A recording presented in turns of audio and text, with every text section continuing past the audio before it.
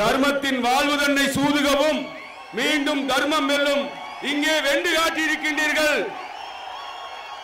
அமெரிக்காவிலே ஒபாமா அலை, குஜராத்திலே மோடி அலை, கொங்கு நாட்டிலே ஈஸ்வரன் அலைதான் என்று இந்த நேரத்திலே உறுதியை கூறுகின்றேன்.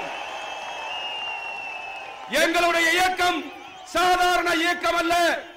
இன்னைக்கு இருக்கின்ற முதலமைச்சர் ஜெயலலிதா அவர்கள், முன்னாள் முதலமைச்சர் எம்ஜிஆர் அவர்கள், ஆந்திராவுடைய முன்னாள் முதலமைச்சர் என் டி ராமநாத் அவர்கள், 3 முதலமைச்சருக்கு முதலாளியாக இருந்த எங்கள் கோவை செல்லினுடைய வழியிலே வந்தவர் தான் எங்களுடைய ஈஸ்வரன்.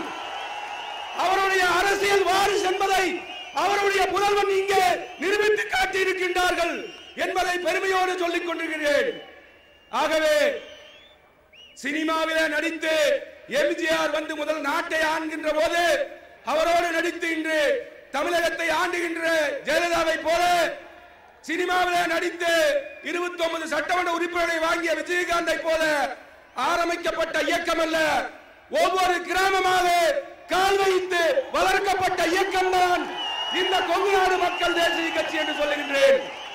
இந்த கொங்கு நாட்டு மக்கள் மீது பிசிஆர் சட்டங்கள் பொய் வழக்கிலே பல்வேறு இடங்களிலே பாதிக்கப்பட்டுக் கொண்டிருக்கின்றது.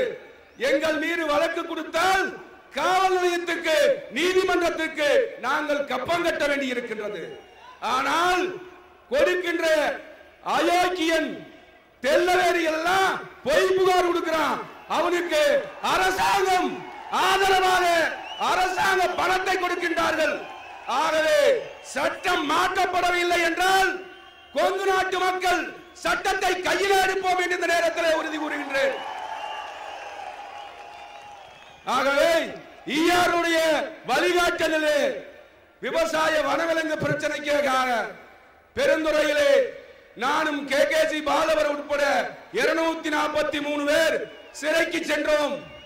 வருகின்ற இந்த காலத்திலே இந்த கொங்கு நாட்டு மக்களுக்காக பொதுச் செயலர் ஆணையிட்டால் தற்கொலை படையாக மாறுவதற்கு நாங்கள் தயாராக இருக்கிறோம் என்று கூறி வாய்ப்புக்கு நன்றி கூறி அமைகிறேன். நன்றி, வணக்கம்.